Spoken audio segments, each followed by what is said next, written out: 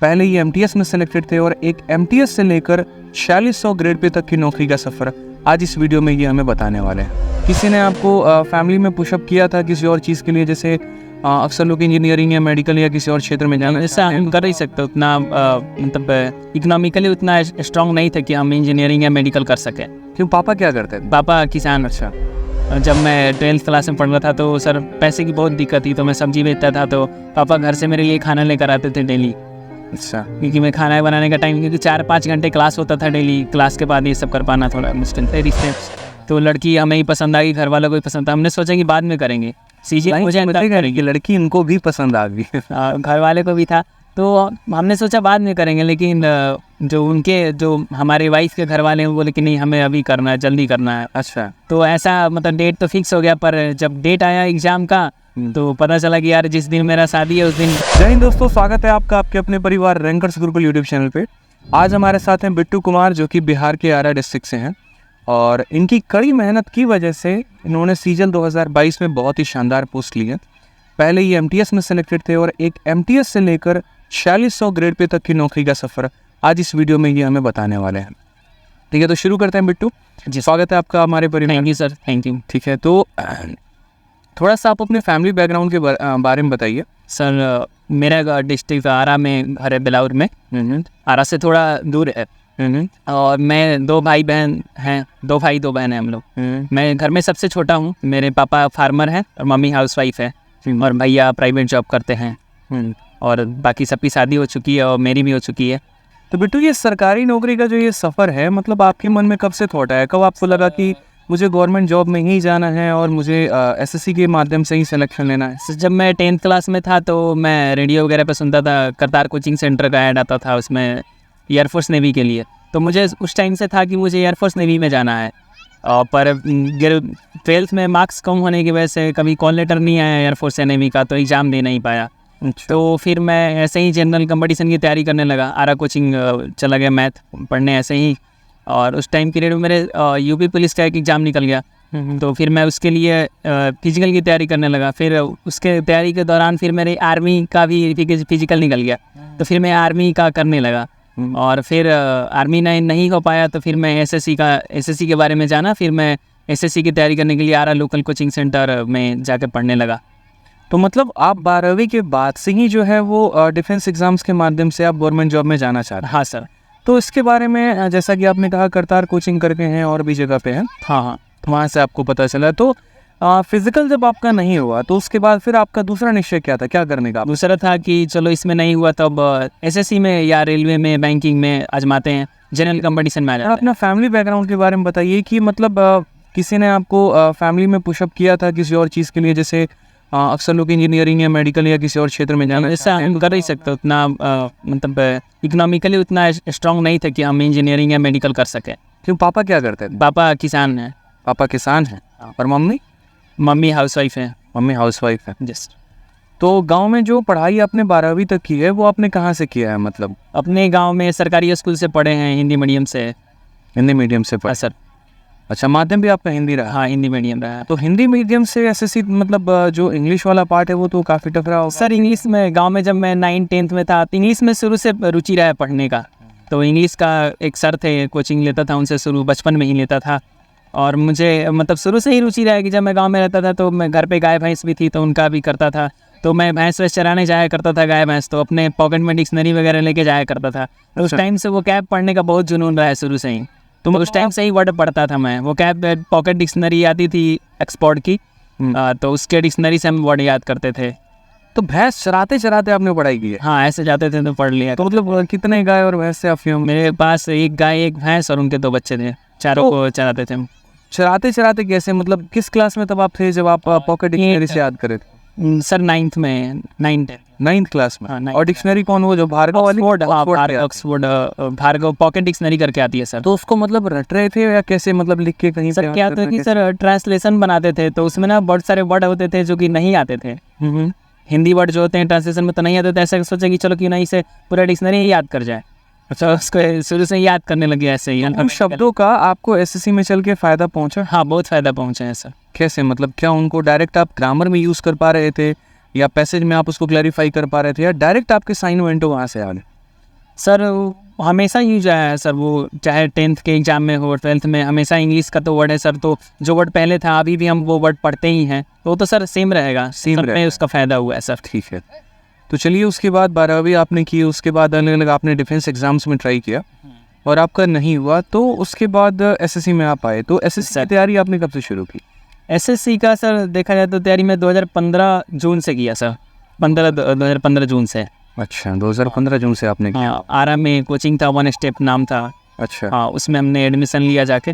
अच्छा। मेरे भैया ने बोला कि जाओ वहाँ पढ़ो, थोड़ा टाइम 1-2 साल लगेगा फिर हो जाएगा, तो फिर मैं वहाँ ज्वाइन किया। अपने क्षेत्र के लोकल कोचिंग से आपने 2015 में तैयारी शुरू? Yes sir. हाँ सर। ठीक है, तो उसके बाद क्या हुआ फिर? उसके बाद सर 1 साल तो गांव से ही अप डाउन किया। 6-7 महीने का कोर्स होता है, तो कोर्स ख़त्म हो गया, पर लगा कि नहीं इतना में नहीं हो पाएगा, थोड़ा सा और टाइम देना पड़ेगा। तो हमने वहाँ पे कोचिंग में सर थे एक ब्रजेश सर, जो इंग्लिश पढ़ाते हैं, बहुत अच्छे टीचर हैं। तो सर ने बोला, सर से मैंने बात की, सर मुझे यहीं पे रख लीजिए, मैं यहीं कोचिंग में रहूँगा और यहीं पे पढ़ाई करूँगा, थोड़ा ज़्यादा फोकस रहेगा, आप थोड़ा सा ज़्यादा हेल्प हो जाएगी आपसे। तो सर ने बोला ठीक है। तो डायरेक्टर सर जो थे उन्होंने बोला कि भाई हम तुम्हें तो रखेंगे पढ़ाएंगे, पर ऐसे कुछ हमारा भी तो हेल्प होना चाहिए। तो बोला ठीक है सर, मेस में जितना मतलब चावल लगता है तो मैं अपने घर से लेके आऊँगा। तो ऐसा हमारा कॉम्बिनेशन बैठ गया, फिर मैं वहीं पे रहा, पढ़ा, फिर सिलेक्शन हो गया मेरे 1 साल में, MTS निकल गया। तो ये कहाँ पर है सर का कोचिंग है? सर आरा में है। आरा में ही? हाँ, आरा में। तो आप अपने घर से सर के यहाँ चावल और दाल और आटा सब लेकर जाते थे? केवल चावल और थोड़ा सा जो चावल और 2 थोड़ा सब्जी हो गया अपने खेतों की जो हो गई। और वो अपने हिस्से का लेके जाते थे या लगभग सबके लिए लेके जाते थे, या थोड़ा ज़्यादा लेके? वहाँ पे टीचर्स वगैरह रहते थे, जो मेस में खाना बनता था सबके लिए सर। अच्छा, जो मेस में खाना बनता था तो सबके लिए आप लेके जाते? यस। चूँकि किसान परिवार से हैं, तो घर पे थोड़ा अनाज हो गया, तो आपके लिए देने के लिए वही था आपके पास? जी सर। ठीक है, तो चलिए वहाँ पर गए, तो खाना भी वहाँ खुद कर बनाकर खा रहे थे या फिर मतलब मेस वाले ही बना के आप? नहीं सर, मेस में कुक रहते थे। अच्छा। हाँ, वो बनाते थे सर। तो वहाँ पे, तो फिर वहाँ से आपकी तैयारी शुरू हुई? जी सर। तो सबसे पहला फॉर्म आपने कौन सा भरा था? सबसे पहला फॉर्म सर CHSL का भरा था हमने, CHSL 2015। CHSL 2015 का भरा? 15 या 16, ध्यान पे नहीं है सर, एज मतलब ईयर याद नहीं, पर 16 या 15 ऐसी भरा था। ठीक है, फिर क्या रहा उसमें आपका? उसमें सर हमने स्कोर किया था, अच्छा क्वालिफाई किए थे Tier 1, Tier 1 किए थे। Tier 2 में मेरा 0 मार्क्स हो गया था, क्योंकि शायद मैंने कुछ गलत कर दिया होगा डिस्क्रिप्टिव में? हाँ, डिस्क्रिप्टिव में, इस वजह से मेरा 0 रह गया। कितने नंबर आए थे आपके उसके Tier 1 में?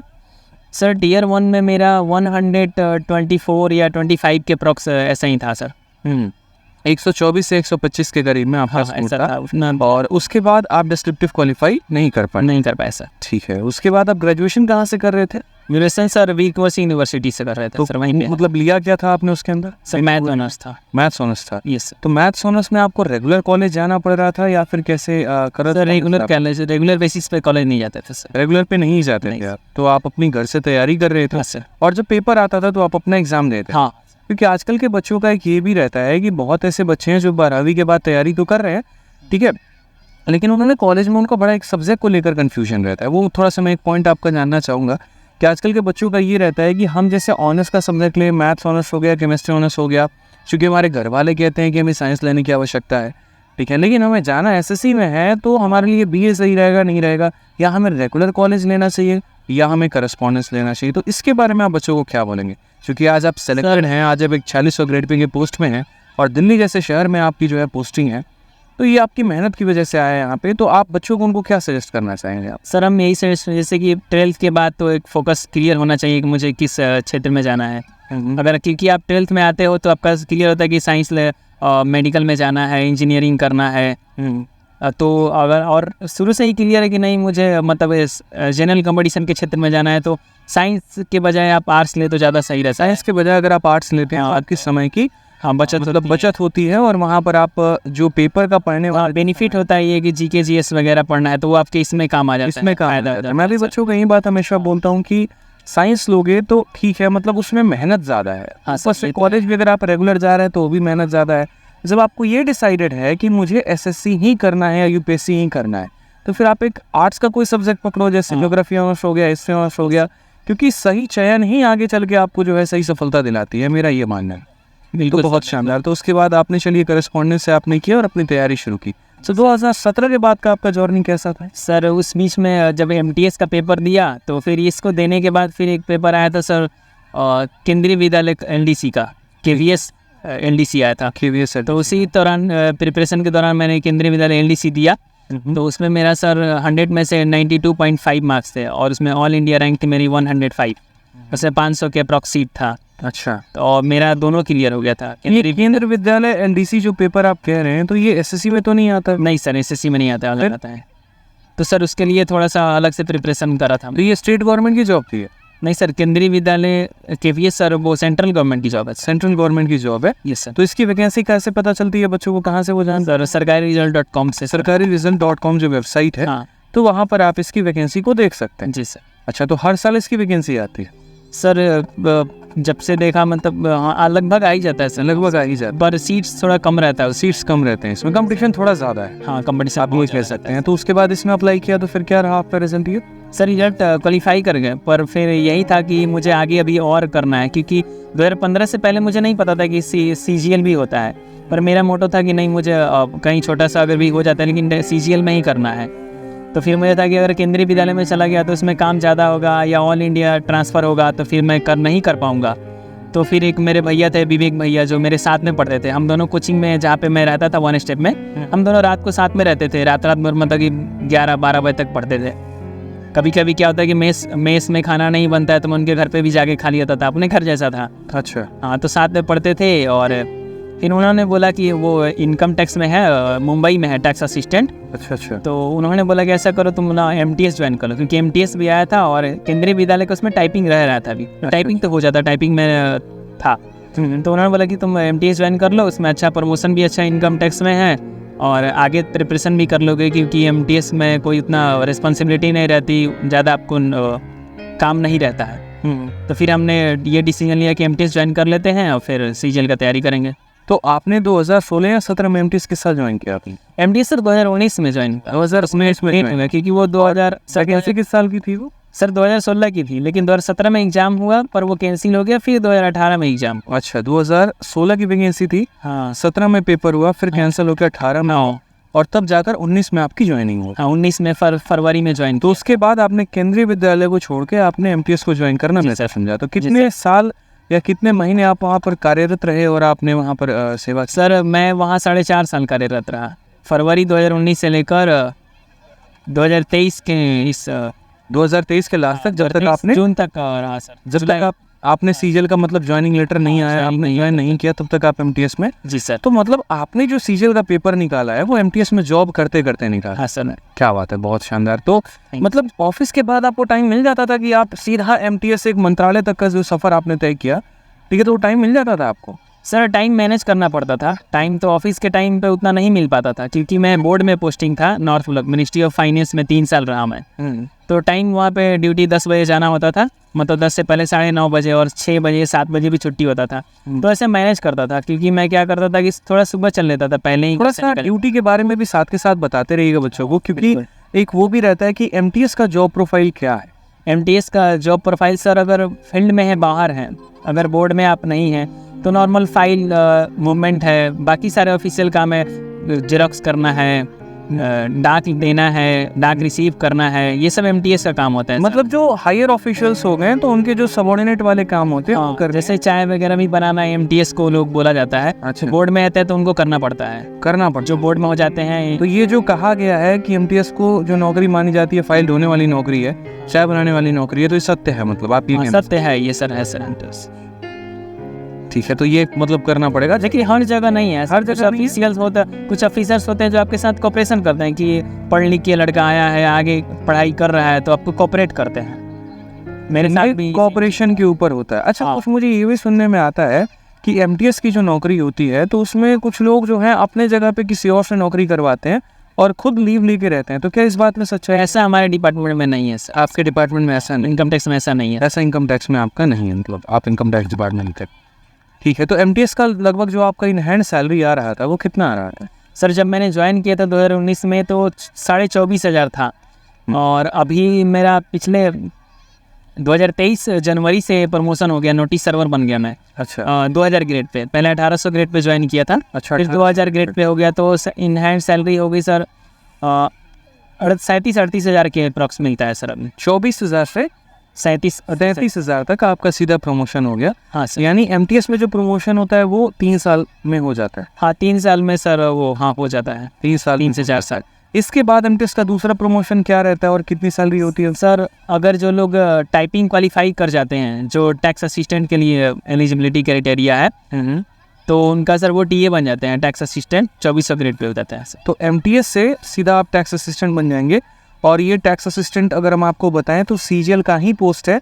आप या तो सीजीएल क्वालिफाई करके टैक्स असिस्टेंट बन सकते हैं या फिर एमटीएस से प्रमोशन के माध्यम से टैक्स असिस्टेंट पे जा सकते हैं, जिसकी ग्रेड पे हमारी 2400 के करीब में है। तो in hand salary tax assistant की लगभग कितनी आती होगी? सर इन हैंड 44,000 के अप्रॉक्स। 44,000 के करीब में आती होगी और साथ में वो सिटी में भी डिपेंड करता है। हाँ सर, एक्स सिटी जो दिल्ली है उसकी। ठीक है, तो फिर आपके मन में कब आया, चूँकि जैसा आप पहले बता रहे थे कि आपकी शादी भी हुई है?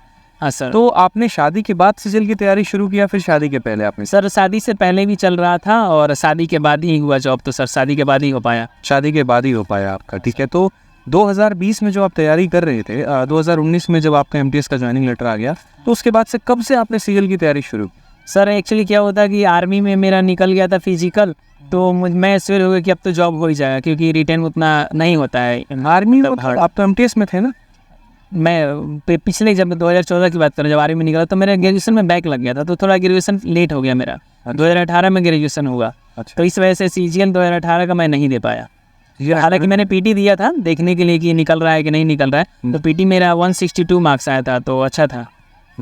पर मैंने मेंस नहीं दिया क्योंकि ग्रेजुएशन तो हुआ नहीं है, तो इसलिए नहीं दे पाया। ठीक है। तो उसके बाद फिर नेक्स्ट पेपर आपने सीजीएल का कब दिया था?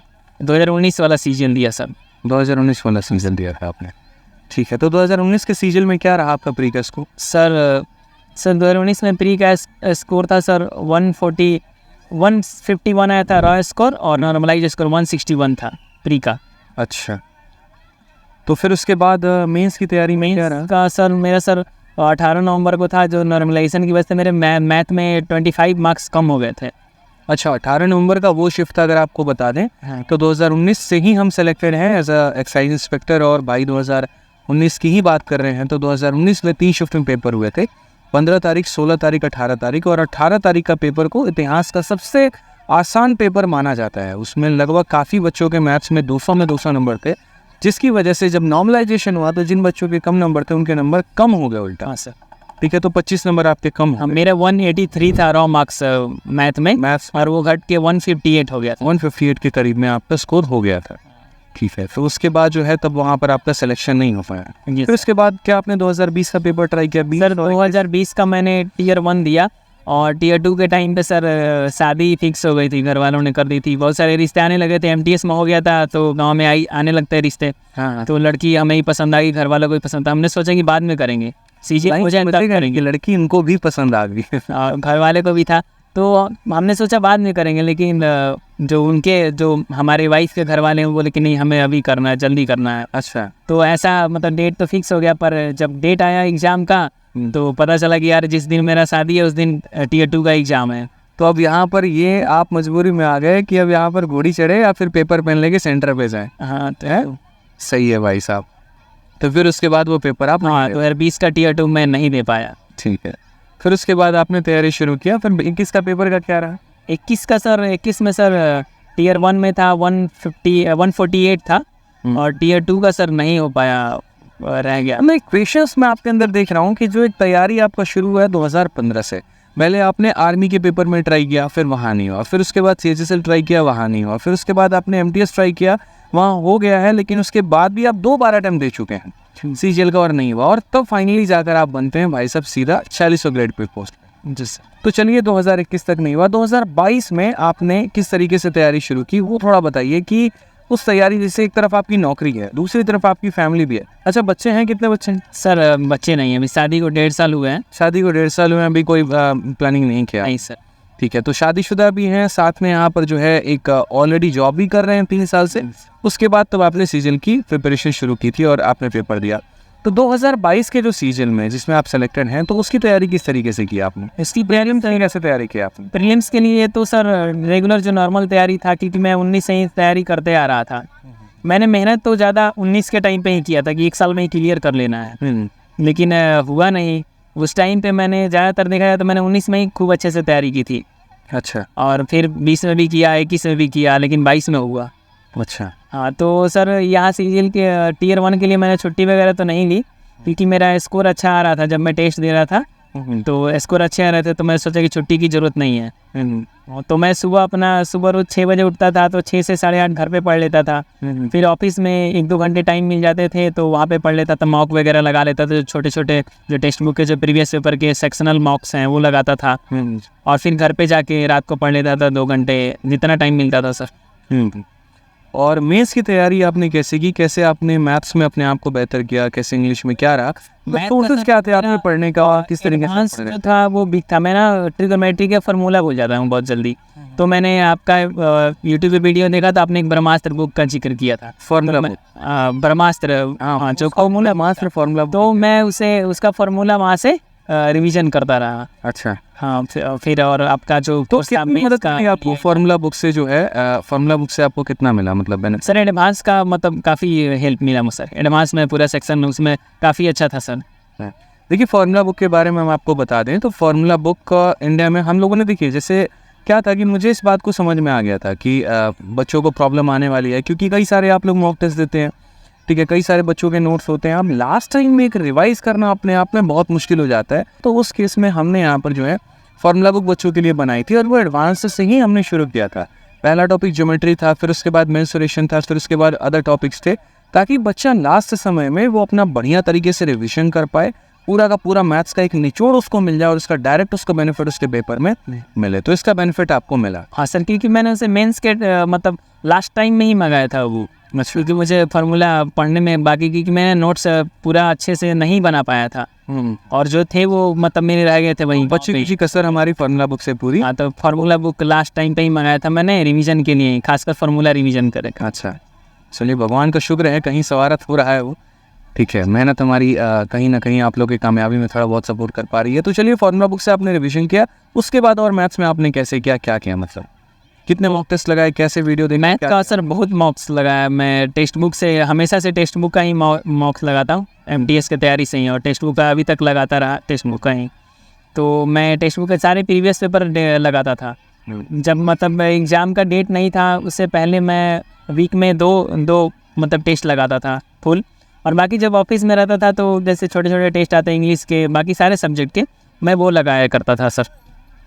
ठीक है, और तैयारी कैसे किया था आपने मैथ्स का? मतलब मैथ्स का सर मैं आपका मेंस का बैच लिया था, और तो सर इसमें हो गया था सर मेरा।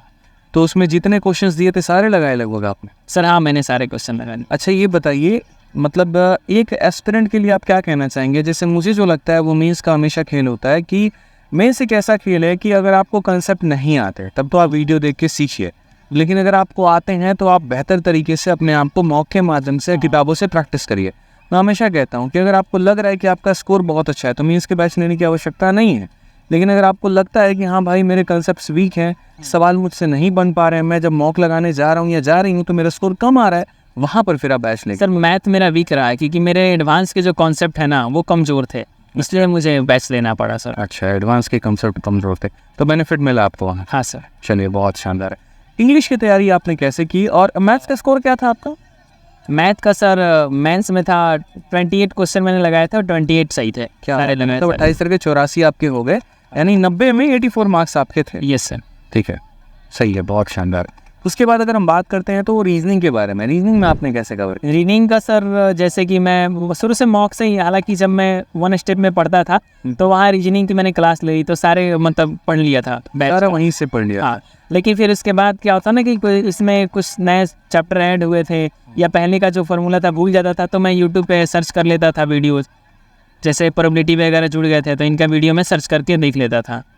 ठीक है, तो रीजनिंग क्या आपका कहना है कि आपने मतलब पहले तो अपने क्लासेस जो कि 2015 में आपने लिया था, तो वहाँ से आपका कंप्लीट हो चुका था पोर्शन एक, और बाकी जो है यूट्यूब के वीडियोस अलग अलग जो है देखकर आपने अपने आप को बेहतर किया। एक बच्चों के अंदर ये मिथ आता है, आजकल के कुछ मैंने वीडियोस देखे हैं जहाँ पर कुछ टॉपर ये सजेस्ट कर देते हैं बच्चों को, रीजनिंग सुधारना है तो आप जो है यहाँ पर सिर्फ मॉक दीजिए, तो क्या वो कहाँ तक सही है, वो बात किस हद तक सही है? मॉक हाँ सही है, लेकिन एक्चुअली क्या होता है, जब आप मॉक तो दे रहे हैं, फिर जो कॉन्सेप्ट की बात आती है उसको आप कहीं लिखिए, फिर उसको रिवीजन कीजिए। रिविजन क्योंकि ऐसा लगता है कि चलो एक बार पढ़ लिया हो गया, लेकिन फिर बाद में 15-20 दिन बाद आप भूल जाते हैं। भूल जाते। तो मैं क्या करता था कि जो भी रीजनिंग का कॉन्सेप्ट था, मैथ का, इंग्लिश का, जीके जीएस का, मेरा तो मैं उनका एक कॉपी बनाया था। मतलब आप नोट्स बनाने में नोट believe बनाया करते था, हैं। हाँ।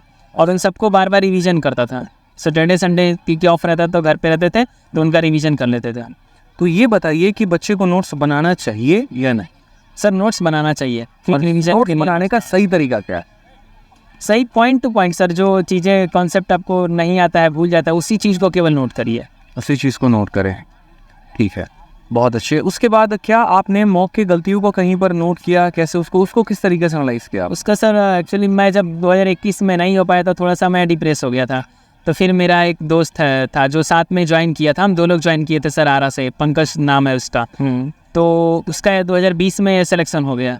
अच्छा। सीजीएल में उसने डिविजनल अकाउंटेंट ज्वाइन किया। उसका ऑल इंडिया रैंक सर 65 था। तो उसने मुझे फ़ोन करके मतलब अच्छे से गाइड किया कि ऐसे करो। टेक्स्ट बुक में मैं क्या करता था कि सर उसने बताया था कि सेम जो भी क्वेश्चन आपसे गलत हुए हैं, जो आपने नहीं बनाया, उस क्वेश्चन को सेव करो। सेव करने के बाद फिर आप जब फ्री होके कहीं बैठते हो तो उन सारे क्वेश्चन के एक बार फिर से सारा रिवीजन करो। और उन क्वेश्चन को जब तक रिवीजन करो तब तक ऐसा ना लगे कि हमने सारे क्वेश्चन याद हो गए। मतलब टिप्स पे सारे क्वेश्चन जब याद हो जाते तो फिर उनको रिमूव कर दो वहाँ से। तो रीजनिंग के लिए मेरा जो कहना रहेगा वो ये रहेगा कि अगर आपको ऐसा लगता है कि सिर्फ हम मॉक टेस्ट के माध्यम से सिलेबस को कंप्लीट कर सकते हैं या फिर अपने आप का स्कोर बेहतर कर सकते हैं, तो वहाँ पर थोड़ी सी गलती है। मुझे ऐसा लगता है कि जो टॉपिक आपको नहीं आता है, आप प्रॉपर तरीके से किसी टीचर की वीडियो को देखिए। ठीक है, जैसे कहीं पर भी किसी भी टॉपिक में आपको दिक्कत है, जैसे मानिए कैलेंडर में आपको दिक्कत है, तो विक्रमजीत सर ने बहुत अच्छे तरीके से कैलेंडर पढ़ा रखा है। आप उनकी प्रॉपर वीडियो को देखिए, और जब आप कंसेप्ट सीख लेते हैं तो उसके बाद आप प्रीवियस ईयर उसकी प्रैक्टिस करिए। ये एक सही अप्रोच मेरे नज़रों में होता है, जिसके माध्यम से आप अगर करेंगे तो ज़्यादा। हमने भी सेम चीज़ किया, क्योंकि मेरा भी कैलेंडर वीक था, मैं भूल जाता था बार बार। अच्छा। तो मैंने भी यही करता था कि कैलेंडर का वीडियो देख लेता पूरा। अच्छा, पूरा वीडियो सर का देखा और उसके बाद जो है तब आपने वहाँ से प्रैक्टिस कर ली। बहुत अच्छी बात है। तो ऐसे ही आप बढ़िया तरीके से कर सकते हैं। और इंग्लिश के लिए आपका क्या कहना रहे? सर इंग्लिश तो मैं वहाँ पढ़ा था, वन स्टेप में परचेज सर काफ़ी अच्छे से पढ़ाए थे मुझे सारा। मतलब ग्रामर मेरा दिक्कत है, फिर भी एक बार क्विक रिवीजन करने के लिए मेरा नोट्स नहीं था मेरे पास, वहीं घर पे ही छूट गया था या कहीं पता नहीं कहाँ क्या हो गया। तो मैंने नीतू मैम का बुक, मैं जब ऑफिस के लिए घर से आता था तो मैं मेट्रो में नीतू मैम का बुक पढ़ लेता। तो मैंने सारी बुक ख़त्म कर दी पूरी मेट्रो में ही। तो मेट्रो में आपने मतलब इंग्लिश की किताब खत्म कर दी? हाँ, सारा नीतू मैम का सारा बुक मेट्रो में ख़त्म कर दिया, ट्रैवल करते करते? हाँ। क्या बात सर 1 घंटे लग जाते थे आने जाने। कहाँ से, मेट्रो से कहाँ से? सर उत्तम नगर से सर ITO। अच्छा, ITO में आपका जो MTS का जॉब है वो हाँ। था, और उत्तम नगर में आप रहते थे? हाँ, तो कुछ दिन उत्तम ITO आया था, फिर मेरी पोस्टिंग हो गई थी नॉर्थ ब्लॉक में, तो फिर मैं सेंट्रल सेक्रेटरीट जाता था सर, राजीव चौक से चेंज कर। मतलब आज एक बात को समझिए, आज के समय में मेट्रो में अक्सर देखता हूँ, मैं भी कई बार ट्रैवल करता हूँ, तो मैंने देखा है लोगों को कि मेट्रो में ट्रैवल करते वक्त वो रील्स देख रहे होते हैं। ठीक है, और वीडियो देख रहे होंगे, और मतलब फालतू के जितने भी काम हो गए, तो ठीक है वो इनका अपना वर्ग है। लेकिन मैं एक वर्ग वो भी देख रहा होता हूँ कि जैसे कोई अगर UPSC की तैयारी कर रहा है, तो मैंने देखा है कि जैसे लोग यहाँ से लेके नोएडा तक जॉब करने जाते हैं, तो वहाँ पर भी द इंडियन एक्सप्रेस किसी ने ले लिया, द हिंदू ले लिया, और उसके एडिटोरियल को वो पढ़े जा रहे हैं। तो यूटिलाइजेशन ऑफ टाइम जो होता है ना, वो बहुत महत्वपूर्ण होता है। अक्सर ऐसा मैं अपने केस में मानता हूँ कि इलॉन मस्क के पास भी 24 घंटे हैं, मेरे पास भी 24 घंटे हैं, और आपके पास भी 24 घंटे हैं। किसने अपने 24 घंटे को किस तरीके से यूटिलाइज़ किया, ये उसके ऊपर डिपेंड करता है। मतलब ये समझ लीजिए कि भगवान ने आपको ये 24 रुपये दे रखे हैं, अब इस 24 रुपये की पूंजी किस तरीके से आप इन्वेस्ट करते हैं और वो आपको कितना प्रॉफिट देगी, ये आपकी इन्वेस्टमेंट के ऊपर डिपेंड करता है। तो इसका सही से यूटिलाइजेशन होना बहुत ज़रूरी है। जैसे आपने समय को बहुत बखूबी तरीके से जो है यूटिलाइज़ किया। जैसे आप बचपन में बता रहे थे कि भैंस चराते वक्त जो है आपने वोकैबुलरी वाला पार्ट कंप्लीट कर लिया। ठीक है, मैंने भी खेती की है, मुझे भी इस चीज़ का पता है कि कई बार हम रखवाली करते थे बगीचे में। ठीक है, तो मचान पे बैठ के किताब लेके हम वहाँ पढ़ रहे हैं, तो एक बड़ा अच्छा लगता है वो चीज़। और मेट्रो में भी ट्रैवल करते करते जो है, जबकि आप ऑलरेडी जॉब में थे तब भी आपने जो है इस तरीके से किया, तो बहुत अच्छी बात है। और लास्ट पार्ट जो मैं आपसे पूछना चाहूँगा वो ये कि GS का कैसे तैयारी किया आपने? GS में GS सर मेरा वीक रहा है। हाँ, मतलब आपका ही वीक रहा है। हाँ, बहुत वीक रहा है, पर वहीं फ्रेंड जो था पंकज ने बताया था कि अगर जो आप बुक पढ़ते हैं ना, एक बुक, उसी का रिवीजन बार बार करिए। तो मैंने लूसेंट पहले से पढ़ा हुआ था, तो मैंने लूसेंट ही पढ़ा। रोज सुबह उठ के 6-7 पेज अपना डेली लूसेंट पढ़ता था। अच्छा, उसके साथ घटना चक्र पढ़ता था। घटना चक्र, हाँ, एक छोटा सा वीडियो किसी सर का हो गया, मैंने यूट्यूब पे करंट अफेयर के लिए देख लेता था, ज़्यादा टाइम नहीं करंट अफेयर पे वेस्ट करता था, क्योंकि उसमें कितना हूँ पढ़ लो पता नहीं चलता है कहाँ से पूछ रहा है कब, नहीं कर पाते सर। बहुत तो फिर मैंने GKGS में 15 अटैम्प्ट किया था और मेरा 15 सही था। सही है यार, मतलब 31 हम अच्छा स्कोर मान सकते हैं और बहुत अच्छी बात है। तो आपका भी ये फाइनली बिलीव है कि 10 किताबें पढ़ने से बेहतर है हाँ, एक एक किताब किताब को 10 बार पढ़ी जाए। जी सर। बहुत अच्छा पॉइंट। उससे क्या रहता है कि कई बार हमें ऐसा होता है कि करंट अफेयर का सवाल आया तो हम option number A option number B में कन्फ्यूज़ है, हमें पता तो है कि नहीं में से कोई होगा लेकिन हम कंफ्यूज होते हैं। बट वो जो कि आपने कहा ना मल्टीपल रिवीजन, हाँ, मुझे लगता है मल्टीपल रिवीजन उस चीज़ को थोड़ा सा करेक्ट सर रिवीजन बहुत मस्ट है। ठीक है। तो फाइनली अब आप किस डिपार्टमेंट में सिलेक्टेड हैं, थोड़ा बच्चों को वो भी बताइए, क्योंकि अभी तक डिपार्टमेंट के बारे में हमने जिक्र नहीं किया। सर मैं मिनिस्ट्री में सेलेक्टेड हूँ, ministry of social justice and empowerment. Ministry of social justice and empowerment as assistant section officer, ASO selected है आप कि ASO in ministry of social justice and empowerment. तो यहाँ का वर्क प्रोफाइल क्या है, वर्क कल्चर क्या है? सर यहाँ अभी मैं तो अंडर पोस्टिंग हूँ, मुझे कोई सेक्शन अलॉट नहीं किया गया अभी। अच्छा। हाँ, तो सर वर्क सही है सर, 9:30 मतलब 9:30 एक्चुअली 9:10 में जाना होता है ऑफिस और 5:30 या 6 बजे तक वापस आना होता है। थोड़ा लेट सीटिंग भी हो जाता है किसी किसी सेक्शन में। तो अभी 4600 ग्रेड पे में चूँकि आप दिल्ली में सेलेक्टेड हैं तो मतलब ये टीयर आपका एक्स सिटीज आ जाता है ना? हाँ सर। XYZ होते हैं। हाँ। एक्स में सबसे ज़्यादा सैलरी मिलती है, वाई में थोड़ा कम, जेड में थोड़ा कम होता है। तो टीयर एक्स में आ गया आपका। तो यहाँ पर आपकी पेमेंट कितनी बन रही है? 4600 इन हैंड सैलरी सर 73,947। 73,947, 73,947। तो इतनी ही सैलरी एक इनकम टैक्स इंस्पेक्टर की भी होगी? हाँ सर सेम, क्योंकि ग्रेड पे तो सेम है। हाँ सर। चाहे वो ASO इन आपका मतलब MA में हो या फिर इनकम टैक्स इंस्पेक्टर हो या फिर आपका एक्साइज इंस्पेक्टर, लगभग सबकी सैलरी इतनी ही। जी सर। चलिए बहुत अच्छी बात है यहाँ पे। तो अभी क्या सोचा आगे? अब तो शादी वादी कर लिया, अब आगे का क्या फ्यूचर? सर हमने तो सोच रहा था UPSC करने को, पर एज 29 के अप्रॉक्स होने वाला है। अच्छा, एक तो सोच रहा, शादी हो गई है तो सोचते हैं कि अब थोड़ा रुक जाते हैं, थोड़ा बच्चों का प्लानिंग करते हैं, थोड़ा मतलब यूट्यूब वगैरह पे कुछ पढ़ाई का कुछ सोच रहे हैं। अच्छा पढ़ाना चाह रहे हैं? हाँ पढ़ा। सबसे कौन सा लेंगे? सर मैथ भी लेंगे? इंग्लिश। अच्छा इंग्लिश लेंगे, चलो ठीक है। इंग्लिश मेरा शुरू से मतलब मैं इसलिए नहीं पढ़ा रहा क्योंकि मेरा इंटरेस्ट है उसमें, अच्छा इसलिए पढ़ा। एक इंटरेस्ट है, मतलब आप लोगों के साथ अपने नॉलेज को शेयर हाँ, करना चाह रहे हैं, शेयर करना इस चाहिए। वजह से बहुत अच्छी बात है। तो काफ़ी अच्छा रहा आपका ये। और एक चीज़ और बताइए मुझे कि बच्चों के मन में ये रहता है कि सरकारी नौकरी ही क्यों, प्राइवेट क्यों नहीं? थोड़ा सा हम उसके बारे में बात कर। सर अभी डिपार्टमेंट में अभी जाएंगे ना हमारे, तो प्राइवेट नौकरी भी लगने के लिए एक MTS जो होता है जो डेली बेसिस पे काम करता है, उससे भी लगने के लिए अप्रोच की ज़रूरत होती है। अच्छा। तो नौकरी की इतनी मारा मारी है, ऊपर से फिर रेस्पेक्ट भी नहीं है। प्राइवेट जॉब वाले को थोड़ा काम ज़्यादा करना पड़ता है और सरकारी जॉब वाले थोड़ा ना भी करे तो चल जाता है। अच्छा ये मान रहे हैं आप? हाँ ये ऐसा हम मान रहे हैं। और फिर सर हम जहाँ से बिलोंग करते हैं, जिस कम्युनिटी से आते हैं, वहाँ पे सरकारी जॉब का थोड़ा क्रेज है, हाँ क्रेज रहता है। तो होता है बिहार में बहुत ज़्यादा क्रेज है सरकारी नौकरी का। नो, हमने देखा भी है, शादी करते हुए थोड़े अच्छे घर में रिश्ता हो जाता है, जैसे ही शादी मतलब नौकरी लगा नहीं कि हाँ। तब शादी के रिश्ते आने शुरू हो जाते हैं। रिश्ते हो जाते हैं जब पता चलता है कि लड़का सरकारी नौकरी में है, चाहे वो MTS में ही क्यों ना, चाहे कोई वो तो डिपार्टमेंट का नाम बता दो केवल, हाँ इसमें है बस इसमें है, तो उसके बाद जो है बढ़िया घर में शादी हो जाती है। चलिए बहुत अच्छी बात है। जो वास्तविकता है वो वास्तविकता है यहाँ पे। तो अगर हम बात करें तो ठीक है, चलो। और सरकारी नौकरी के आप और क्या क्या फ़ायदे देखते हैं? चूँकि आज आप डिपार्टमेंट में हैं, आप बच्चों को कैसे बताना चाहेंगे? क्योंकि कई बार वो डिमोटिवेट हो जाते हैं। मुझे लगता है कि डिमोटिवेशन कई फाइनेंशियल लॉस के कारण भी हो सकता है, कई बार उनको मेंटली जो है उसके कारण भी वो डिमोटिवेट हो जाते हैं। कई बार लाखों प्रयास करने के बावजूद, मतलब घंटे घंटे पढ़ाई मेहनत करने के बावजूद भी उनको डिमोटिवेशन मिलता है। तो वो डिमोटिवेशन से बाहर कैसे हैं? सर डिमोटिवेट होने के लिए तो हम तो सर वीडियो वगैरह, जैसे जो भी टॉपर होते हैं उनके वीडियो वगैरह देखा करते थे, लोग कैसे कर रहे हैं, तो सब लोग कर रहे हैं तो हम भी कर ही लेंगे, क्यों नहीं, हमसे क्यों नहीं होगा। जब हमने मूवी देखा था मांझी द माउंटेन मैन, तब से ही था कि जब तक तोड़ेंगे नहीं तब तक छोड़ेंगे नहीं। क्या बात। तो लास्ट तक यही रहा, डिमोटिवेशन का सर यही लॉजिक रहा। यही लॉजिक था। हाँ सर। कितने घंटे आप पढ़ाई करते थे? सर मैं ज़्यादा घंटे पढ़ नहीं पाता था सर, ज़्यादा होगा तो एक दिन 5 घंटे बस। क्या बात है। तो जॉब के साथ साथ आप एक दिन में 5 घंटे की पढ़ाई के हिसाब से आप अपना सिलेक्शन ले पाए, बहुत अच्छा है। तो बच्चे को एट द एंड आप क्या मैसेज देना चाहेंगे? वीडियो के और आप क्या मैसेज देना चाहेंगे, बताइए। सर ये रहेगा कि सर राइट डायरेक्शन में सर फोकस होना चाहिए, सही डायरेक्शन में। जैसे कि SSC जो पैटर्न पूछ रहा है हम उस पर ज़्यादा फोकस रहें, मतलब हाई लेवल के। सर मैं हाई लेवल के क्वेश्चन मैथ वाले में 2021 में हाई लेवल के क्वेश्चन बनाते रह गया, मॉक्स देता रहेगा, कुछ नहीं हुआ। लेकिन 2022 में जिस लेवल का क्वेश्चन SSC पूछा हम उस लेवल पे मतलब उसी लेवल के पढ़े, इसलिए मतलब फ़ायदा। आपके हिसाब से हाई लेवल पढ़ना एक रेलिवेंट चीज़ है।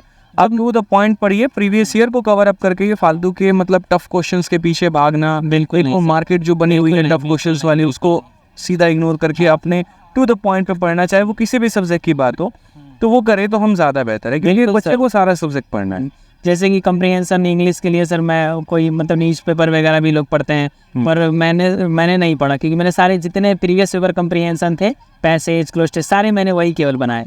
चलिए, तो बहुत अच्छा लगा, ठीक है। और क्या आप कुछ मैसेज देना चाहेंगे अपने फैमिली मेम्बर्स को, किसी को भी, क्योंकि आज आप इस मुकाम पे, आज आपको पूरा भारत सुन रहा है और पूरा भारत आपको देख रहा है, तो जिन लोगों ने आपके मतलब सफलता में अपना योगदान दिया है, तो उनके लिए आप छोटे से कुछ लाइन बोलना चाहें। सर मैं मतलब काफ़ी आभारी रहा हूँ मैं अपने ब्रजेश सर के प्रति। सर ने मुझे इंग्लिश में बहुत हेल्प करी, साथ में रखा। जब मैं गांव से आया था तो उन्होंने अपने पास रखा और पढ़ाया लिखा, अपने छोटे भाई की तरह ट्रीट करते थे। अच्छा, एक भैया भी थे, उनके भी साथ से। और जब शादी हो गई, शादी के बाद भी मतलब एक होता है कि पढ़ने का टाइम नहीं मिलता है, लेकिन वाइफ ने काफ़ी सर हेल्प करा, कोऑपरेट करा, तो सर ये हो पाया। और मम्मी पापा तो हमेशा से ही कोऑपरेट करते ही रहे हैं।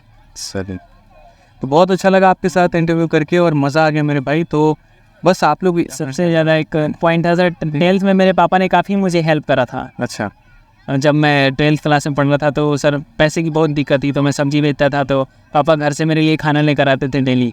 अच्छा, क्योंकि मैं खाना बनाने का टाइम, क्योंकि 4-5 घंटे क्लास होता था डेली, क्लास के बाद ये सब कर पाना थोड़ा मुश्किल सर। चलिए, तो बहुत अच्छा लगा और इसी तरीके से मेहनत करिए, जीवन में और आगे बढ़िए। और तो इनकी मेहनत को देखते हुए मैं एक लाइन बोलूँगा यहाँ पे कि काम ऐसा करो कि पहचान बन जाए, काम ऐसा करो कि पहचान बन जाए, हर कदम ऐसा चलो कि निशान बन जाए। जिंदगी तो हर कोई जी लेता है, जिंदगी तो हर कोई जी लेता है, जिंदगी जियो तो ऐसा जियो कि मिसाल बन जाए। ठीक है, कमेंट बॉक्स में आप लोग ज़रूर बताइएगा कि वीडियो आपको कैसे लगी, ठीक है, कितना आपको बेनिफिट पहुंचा इस वीडियो से, क्या क्या आपने सीखने को मिला यहाँ पे। क्योंकि एक MTS से लेकर मंत्रालय तक का सफ़र आसान नहीं होता है, जहाँ पर आपने जीवन में सब्जी भी बेचा हो, जहाँ पर आपने हर छोटा बड़ा काम किया हो, आपने यहाँ पर इनफैक्ट चाय भी आपने बना के ऑफिसर्स को पिलाया हो, ठीक है। तो हर बात इन्होंने निष्पक्षता से इस वीडियो में कहा है। तो आपको ये वीडियो कैसे लगी ज़रूर बताना, और क्या आपको सीखने को मिला वो भी ज़रूर बताना। और वीडियो पसंद आई तो लाइक और चैनल को सब्सक्राइब ज़रूर करना।